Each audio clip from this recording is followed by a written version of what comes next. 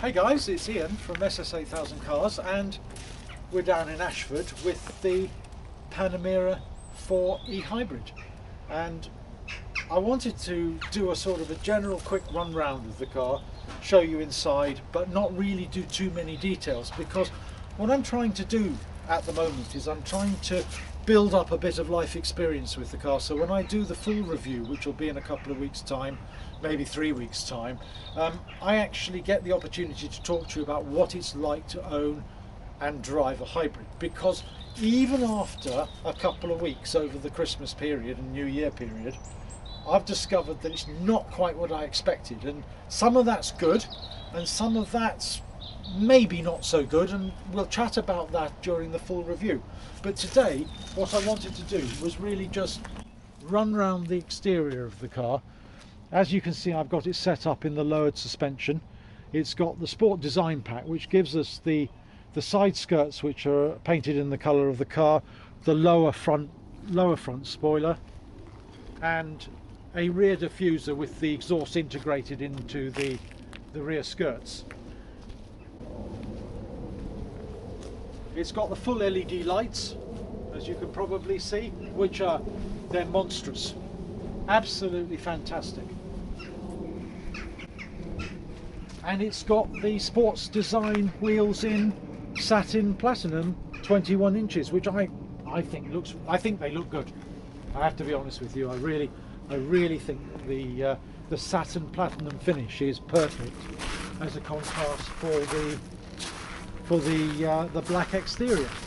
Then we went for the sports tailpipes, as you can see. So instead of having one tailpipe by the side, we get the quad tailpipes, and they're also finished in the satin black finish. One particular aspect of the car that I do like is the Porsche badge in black. I feel that's sort of stealth. And then the other differentiation with the Sports Design Pack is also to have these parts, so the top part of the diffuser is also painted, sorry this car is filthy, but is painted in the colour of the car, which I think is quite nice.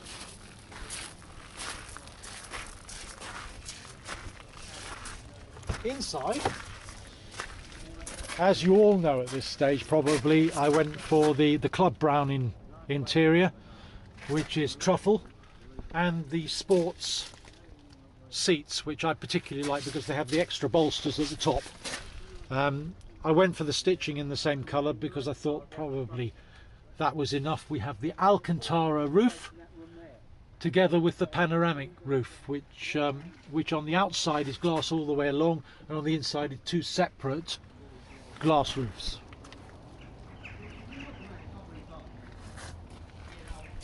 Absolutely I love the interior. I think the interior is with the brown is sort of a mixture of classic and modern. The brown with the carbon fibre I particularly like as well, and this one has a whole host of extras which I'll chat about during the full review. But as you can see, has a huge management stroke infotainment centre screen in the centre of the car.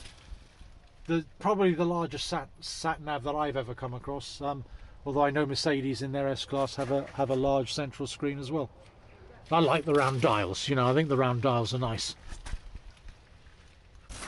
And of course, the lovely thing about the car is the fact that it always starts in electric mode. So basically, you, like this morning when I left early, literally you turn it on and you're off. There's no engine, no nothing. We're actually at Eastwell Manor in Kent, which is just literally outside Ashford, and it's a beautiful day. It's a beautiful old place, Eastwell. It's like a manor house with a sort of an internal courtyard, all oldie worldy, and had a meeting, and now we're heading back. Since I'm holding back on the full review until I've had a bit of real world experience driving the car, I thought I'd have a chat about first impressions as we drive back. So to start the car always starts in electric mode. So if I go like this, seat comes forward, and then you can see here we're in hybrid mode. So you have e-power, which it always starts in. You've got hybrid auto, so it alternates as it thinks fit between the engine and the electric motor. E-hold, which means that you don't lose any of your range. At the moment I've got 13 left. You've got e-charge, which actually charges the car, and as I'll talk about a bit later, really ruins your fuel consumption. And then you've got Sport and Sport Plus, both of which only use the engine. Okay, so one more and it tells me that I'm ready to go. So I just put it in reverse, no noise whatsoever, and we're off. I always think this bit's a bit surreal, to be truthful. Absolutely love this bit. I think it's fantastic. There we go.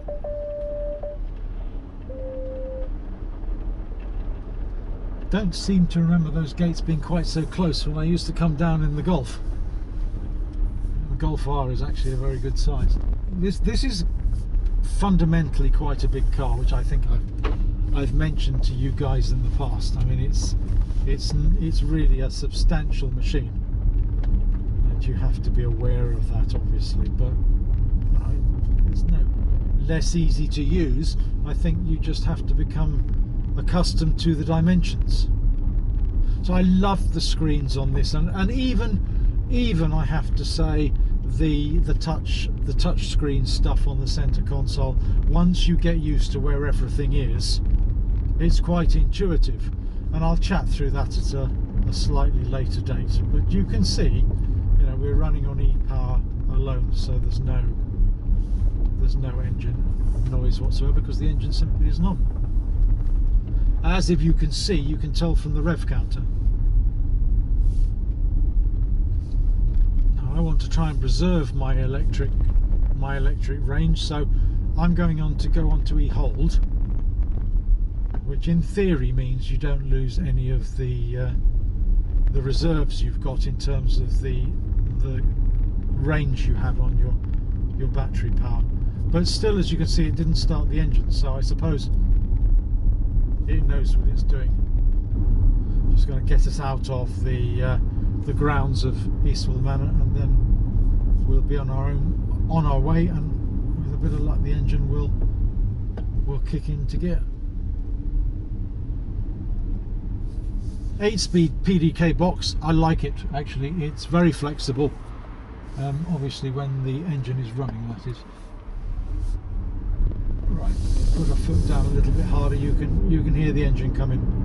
Okay, so what I wanted to talk about today a little bit was, what is an e-hybrid? Well, quite clearly it's a car that has both a combustion engine and an electric motor to supplement the power.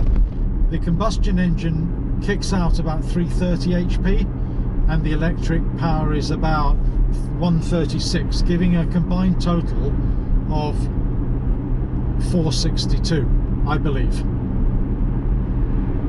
You see, we've already dropped to 12. Hopefully that won't go any further now that the engine is actually running. If you use e-charge, so that's where you're running the combustion engine to charge the electric motor, the fuel consumption at the moment anyway is little short of awful. I mean, I've actually, in the initial stages, been averaging less than 20 miles per gallon, which is not ideal. And I think one of the reasons I bought this car was because I thought, well, in town, when your consumption is generally at its worst, because obviously when you're running a combustion engine at low speeds, you're getting much less economy than you are when you're traveling in between 50 and 80 miles an hour constantly.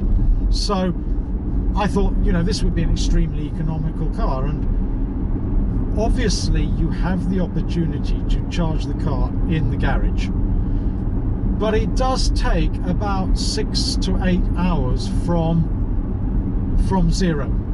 So it's an overnight job, and that in itself is not a particularly big issue, but you have to remember to do it, and you have to have the time to do it. So if I'm coming in late at night, quite often the idea of putting the car away in the garage and rigging it up doesn't really totally appeal. So I've sort of had to get used to using the e-charge to get me part of the way to London until I've got enough electric motor to then do all the journey in in electric during the built-up areas of London. So I come in the A3, so at about, for those that you know it, the Roehampton traffic lights, which is just before the turn off down the hill into Putney, I turn it onto electric, and with a 20-mile range, I get back easily to that point before I have to put the engine on again, and then I put it in E-hold to charge the engine on the way back to the house, so I effectively have about a 20-mile range then. But I think if I'm genuinely going to be getting less than 20 miles per gallon when I'm doing that, it sort of negates the point of using e-charge. Now, I'll wait and I'll see. This is early days. The car at this minute in time has done 382 miles, so the engine is very tight, and I'm told that these engines combined with the electric motors are fairly inefficient in the early stages when the engine is tight, and they're much better once you've got a few thousand miles under your belt effectively. So, you know, I'm open-minded, and I love the car for all sorts of reasons, which I can chat briefly about in a second. But so far, the advantage of the e-hybrid side has been that I'm not polluting the cities, rather than a rather large increase in petrol consumption. So that's where I am with it. This is really the first long journey I've done, which is today will be about 160 miles, so that's given me a feeling. All the pointers that I knew about, which are the refinement, the luxury, the comfort, are all exactly as I expected them to be. This is a lovely car for 4 people. The technology that's embedded in this thing is incredible, and I'll go through it. In fact, you could almost say more than you'll ever use, because I think what I did was sit down for about 3 hours after I brought the car home and go through all the different screens and the settings and the parameters, set everything up the way that I was going to like it, and I expect now not to change much of that during the lifetime of the car. So, but I guess it's the options that you're able to sort of dial up that allows you to tailor the car to the way that suits you. It's very quiet. It's not completely seamless between electric mode and engine. When the engine cuts in, you do know about it, but not uncomfortably so. It doesn't jolt you or anything, you're just aware that the engine's in place, and then when it settles down, like we're doing 74, 75 now, it's completely quiet. I just feel it's one of those cars that gives you a good feeling. A couple of disadvantages, again, which I'll cover in more detail in the review. There are some areas I ticked almost every leather option on this car that they had, and there are a few areas where they've still stuck plastic, which I think would be quite nice if they covered it over with leather. But, you know, really, that's incidental in many ways, because you don't see them once the doors are closed in the main, and it doesn't take away from the car. Is just made, it's a quality item. Got quite a few trips to Manchester organised, so I'm really going to get the feel for the car and get an opportunity to try it out. Only thing I suppose about the car in terms of its functionality that I think would have been nice, notice the red light on the wing mirror. I'll talk about that in 2 seconds. But the only thing I would have quite liked is a heads-up display, which Porsche have never offered, which I think is a little bit of a pity, because I had that in an X5 once, and that really allows you not to take your eyes off the road.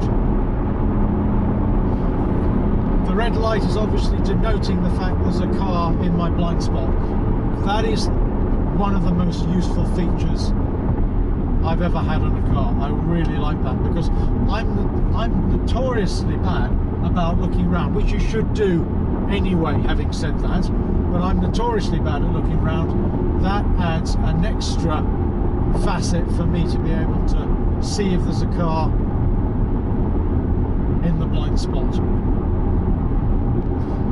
All right, guys. Well, look, I hope that does give you a little bit of an indication of the car. I mean, despite, there you go, it went into electric mode as I coasted. It does that. But either way, I'm thoroughly enjoying the drive of the car. I feel that it's got everything that I want in an everyday car, really. If we can improve the fuel consumption to a north of 30 minimum, then it could well be the perfect car.